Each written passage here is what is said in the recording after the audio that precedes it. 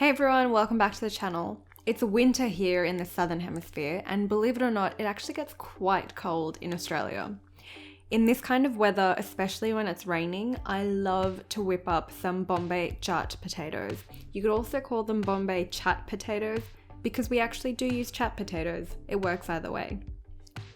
So let's get started. For this recipe, we're going to need 500 grams of boiled skin-on baby potatoes or chat potatoes.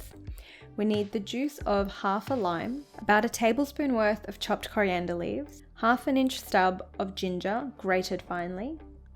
We're also going to need 1 tablespoon of ground coriander, 1 teaspoon of ground cumin, half a teaspoon of ground turmeric, 1 teaspoon of raw mango powder or amchur, half a teaspoon of garam masala. You can find garam masala in your local grocery store in the Asian food section or from your local Indian grocer. Finally, we're going to need about a teaspoon of chili powder. This is totally optional, but I'm also adding half a green chili that I've chopped up into small pieces. Another optional ingredient that I do think makes this recipe go from great to amazing is chaat masala. Now let's prep our potatoes. All you need to do is give them a light mash with the palm of your hand. We're not wanting to make a mash, we just want to flatten them out a little bit like so.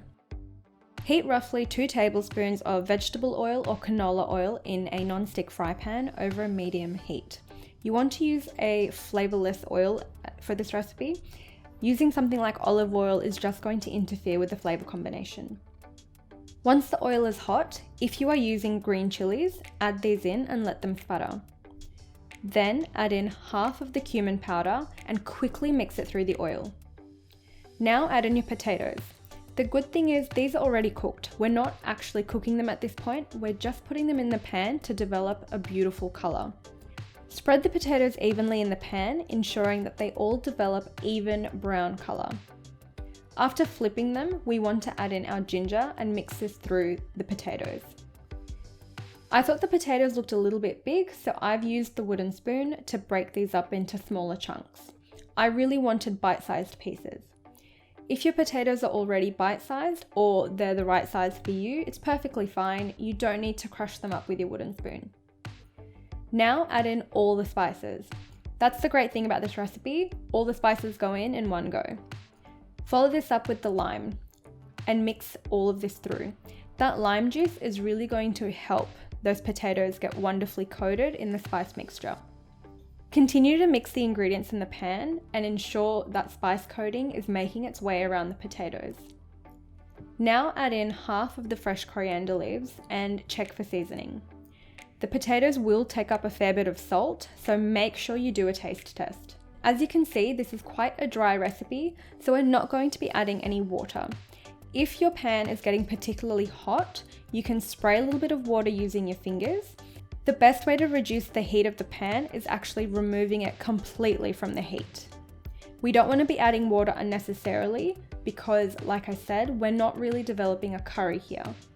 Once the raw smell of the ginger and all the spices has gone, you're ready to serve. I know, it was that simple. My favorite way of serving this recipe is in a big bowl with dollops of fresh Greek yogurt. Always go the really thick Greek yogurt, alongside some more fresh coriander, a little bit of pomegranate, and some lime wedges.